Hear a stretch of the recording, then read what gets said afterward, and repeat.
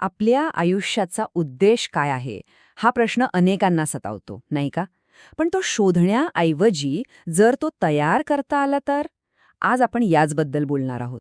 एक अर्थपूर्ण जीवन शोधण्याऐवजी ते कसं तयार करायचं आणि त्यासाठी एका व्यावहारिक पद्धतीबद्दल जाणून घेणार आहोत. हा विचार बघा, उद्देश शोधणं हे अनेकदा एका मोठ्या ओझ्यासारखं वाटू शकतं. आणि खरं आहे नाही का, आयुष्याचा तो एक मोठा उद्देश शोधायचा जो दबाव असतो, ती जी एक चिंता असते, ती आपल्यापैकी अनेकांना कधी ना कधी नक्कीच जाणवली असेल. आपल्या समाजात ना एक गैरसमज आहे की आयुष्याचा उद्देश म्हणजे जणू काही आकाशातून वीज चमकावी आणि आपल्याला तो सापडावा. पण खरं तर तसं होत नाही. आणि जेव्हा असं काही लाइटनिंग बोल्ट मोमेंट येत नाही, तेव्हा मात्र कुठेतरी आपण मागे पडलोय, आपल्यात काहीतरी कमी आहे, अशी भावना मनात येऊ लागते. तर आजच्या या चर्चेत आपण काय काय पाहणार आहोत? सगळ्यात आधी उद्देशाची मूळ समस्या काय आहे ते समजून घेऊ. मग अर्थपूर्णतेसाठी एक फ्रेमवर्क बघू. त्यानंतर आपल्या आतले संकेत कसे ऐकायचे, कल्पनांचा एक छोटा प्रोटोटाईप कसा बनवायचा आणि शेवटी उद्देशाचा सराव कसा करायचा हे पाहू. चला सुरुवात करूया. तर पहिला टप्पा आहे अर्थपूर्णतेसाठी एक फ्रेमवर्क. आणि इथला सर्वात महत्त्वाचा बदल आहे आपल्या विचारातला. उद्देश शोधायचा नसतो, तो तयार करायचा असतो. ही कुठली तरी बाहेर ठेवलेली आणि अचानक सापडणारी गोष्ट नाहीये, तर ही एक अशी गोष्ट आहे जी आपण वेळेसोबत तयार करतो, वाढवतो. आणि हा उद्देश तयार करण्यासाठी एक खूपच सुंदर जपानी संकल्पना आपल्याला मदत करते, ती म्हणजे इकिगाय. याचा शब्दशः अर्थ आहे जगण्याचं कारण. हे एक असं मानसिक मॉडेल आहे जे आपल्याला एक संतुलित आणि उद्देशपूर्ण आयुष्य जगण्यासाठी मार्गदर्शन करतं. तर हे इकिगाई नक्की आहे तरी काय? याचे 4 महत्त्वाचे भाग आहेत. 1. जे काम करायला मनापासून आवडतं. 2. ज्या कामात आपण कुशल आहोत, म्हणजे जे आपल्याला चांगलं जमतं. 3. जगाला ज्या गोष्टीची गरज आहे. आणि 4. ज्या कामासाठी आपल्याला पैसे मिळू शकतात. जेव्हा या 4ही वर्तुळांचा केंद्रबिंदू सापडतो, तेव्हाच खरं समाधान मिळतं. आणि विचार करा, यातला एक जरी भाग कमी असेल तर काय होईल? कदाचित काम आवडेल पण पैसे मिळणार नाहीत, किंवा पैसे मिळतील पण कामात समाधान नसेल. कुठेतरी एक पोकळी, एक निरुपयोगीपणाची भावना येऊ शकते. म्हणूनच या 4ही गोष्टींमधलं संतुलन साधणं अत्यंत महत्त्वाचं आहे. बरं, हे 4 घटक तर कळले, पण आपल्यासाठी ते काय आहेत हे कसं ओळखायचं? त्यासाठीच आहे आपला पुढचा भाग, आपल्या आतून येणाऱ्या संकेतांकडे लक्ष देणं. हा एक प्रकारे आपल्या उद्देशासाठी कच्ची माहिती गोळा करण्याचा टप्पा आहे. तर हा उद्देश तयार करण्यासाठी आपण 5 सोप्या पायऱ्या पाहणार आहोत. पहिली, आपल्या ऊर्जेचं ऑडिट करणं. दुसरी, उत्सुकतेच्या मागे जाणं. तिसरी, आपली मूल्य काय आहेत हे ठरवणं. चौथी, या सगळ्या गोष्टी जिथे एकत्र येतात तो बिंदू शोधणं. आणि 5वी, आपल्या उद्देशाचा एक छोटा प्रोटोटाईप बनवणं. हा आहे आपला पुढचा संपूर्ण आराखडा. चला तर मग पहिली पायरी बघूया, एनर्जी ऑडिट. अगदी सोपं आहे. दिवसभरात आपण अनेक कामं करतो, बरोबर? आता फक्त एवढंच बघायचंय की ह्यातली कोणती कामं आपली ऊर्जा वाढवतात, म्हणजे एनर्जी गिव्हर्स आहेत, आणि कोणती कामं आपली सगळी शक्ती शोषून घेतात, म्हणजे एनर्जी ड्रेनर्स आहेत.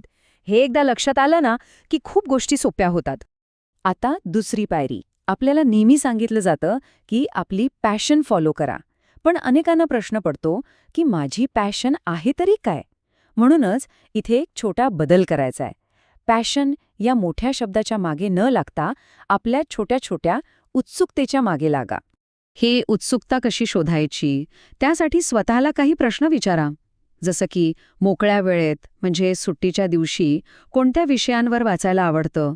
समाजातल्या कोणत्या गोष्टी बघून त्रास होतो? किंवा मित्रमैत्रिणी किंवा नातेवाईक साधारणपणे कोणत्या प्रकारच्या मदतीसाठी आपल्याकडे येतात? ह्या प्रश्नांच्या उत्तरातच तुमच्या उत्सुकतेचे धागे दडलेले आहेत. आता तिसरी पायरी जी खूप महत्त्वाची आहे ती म्हणजे आपली मूळ मूल्य ओळखणं. म्हणजे आपल्यासाठी आयुष्यात काय महत्त्वाचं आहे? स्वातंत्र्य, स्थिरता, सर्जनशीलता की लोकांची सेवा? कारण जे काम आपल्या मूल्यांच्या विरोधात जातं ते कितीही पैसे देत असलं तरी त्यात समाधान मिळत नाही. त्यामुळे आपली मूल्य स्पष्ट असणं खूप गरजेचं आहे. ओके, तर आतापर्यंत आपण आत्मपरीक्षण केलं, ऊर्जा तपासली, उत्सुकता शोधली, मूल्य ओळखली. आता या सगळ्या विचारांना कृतीत उतरवायची वेळ आली आहे. आणि त्यासाठीच आहे आपला पुढचा टप्पा, एक प्रोटोटाईप तयार करणे. ही आहे चौथी पायरी, छेदनबिंदू शोधणं. म्हणजे काय? तर आत्तापर्यंत जे काही धागेदोरे हाती लागलेत, आपली उत्सुकता, आपली कौशल्य, आपली मूल्य, या सगळ्यांना एकत्र आणायचं. यात काही समान धागा दिसतोय का हे पाहायचं आणि यातून साधारण 3 ते 5 संभाव्य मार्ग तयार करायचे. कारण एक गोष्ट लक्षात घ्या, तुम्ही विचार करून जीवनाचा उद्देश शोधू शकत नाही. तुम्हाला कृती करूनच तो मिळवावा लागतो. आणि अगदी खरं आहे, नुसती विचार करून काहीच होणार नाही. प्रत्यक्ष कृती करावीच लागेल. आणि इथेच येते आपली 5वी आणि शेवटची पायरी, आपल्या उद्देशाचा प्रोटोटाईप तयार करणे. प्रोटोटाईप म्हणजे काय? तर हा एक कमी खर्चाचा, कमी जोखमीचा प्रयोग आहे. कोणतीही मोठी उडी मारण्याआधी ती कल्पना छोट्या स्वरूपात प्रत्यक्ष जगात आजमावून पाहणे, म्हणजे आपल्याला खरा अनुभव मिळतो. एक साधं उदाहरण घेऊया. समजा बेकरी सुरू करण्याची इच्छा आहे. मग थेट नोकरी सोडून मोठी गुंतवणूक करून दुकान सुरू करण्याऐवजी काय करता येईल? तर एक छोटा प्रोटोटाईप. एखाद्या वीकेंडला शेतकरी बाजारात फक्त 1 डझन क्रोसॉ विकून बघा.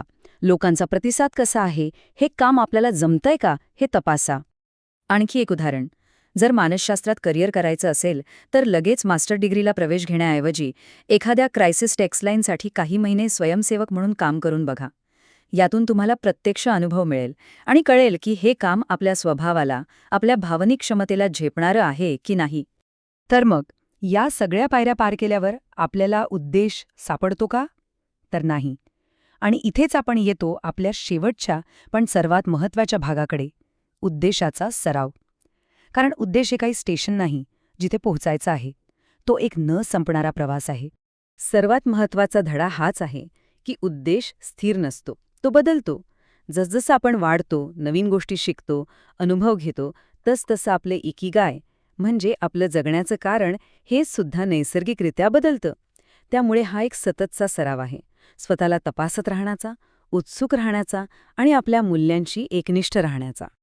तर जाता जाता एक विचार, आपली एखादी लहानशी उत्सुकता तपासण्यासाठी या आठवड्यात असा कोणता छोटासा प्रोटोटाईप किंवा प्रयोग करून पाहता येईल, यावर नक्कीच विचार करायला हवा.